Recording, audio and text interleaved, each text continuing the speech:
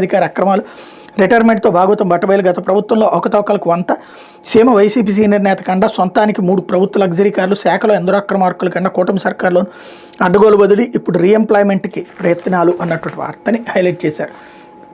లేకపోతే రేడియో కాలర్తో జంతువుల నుంచి భక్తులకు రక్షణ అంటూ యానిమల్ రేడియో కాలర్ సిస్టంపై టీటీడీ దృష్టి అమలు కోసం వైల్డ్ లైఫ్ అనుమతి కోరిన అధికారులు శ్రీవారి దర్శనార్థం వచ్చే భక్తులకు అడవి జంతువుల నుంచి రక్షణ కల్పించే దిశ టీటీడీ ప్రయత్నాలు చేస్తుంది. కాలినడక మార్గాలతో పాటు ఘాట్ రోడ్లో ప్రయాణించే వాహనదారులకు చిరుతలు ఏనుగులు ఎలుగుబంట్ల నుంచి ఎలాంటి ఇబ్బంది కలగకుండా యానిమల్ రేడియో కాలర్ సిస్టమ్ను ఏర్పాటు చేయాలని యోచిస్తుంది. దీనికోసం వైల్డ్ లైఫ్ అధికారులు అనుమతి కోరింది. 2023 ఆగస్టు 12 అలిపిరి కాలిబాటలో నెల్లూరు జిల్లా కోవూరుకి చెందిన లక్షిత అనే చిన్నారిపై చిరుత దాడి చేసి దారుణంగా చంపేసింది.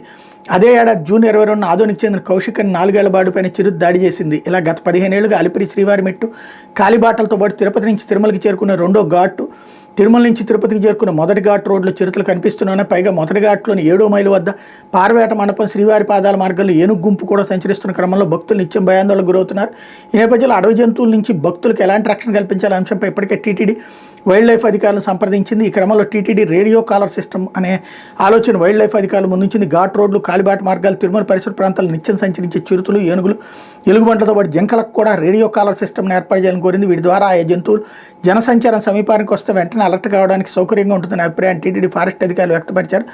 దేశంలోని పలు ప్రాంతాలు అనుసరిస్తున్న విధానాన్ని తిరుమలలో అమలు చేసేందుకు వైల్డ్ లైఫ్ అధికారులు కూడా సానుకూలంగా స్పందించినట్టు తెలిసిందన్నటువంటి వార్తని హైలైట్ చేశారు. ఇది ఏదో ప్రమాదకరమైనటువంటి జంతువులకు సంబంధించి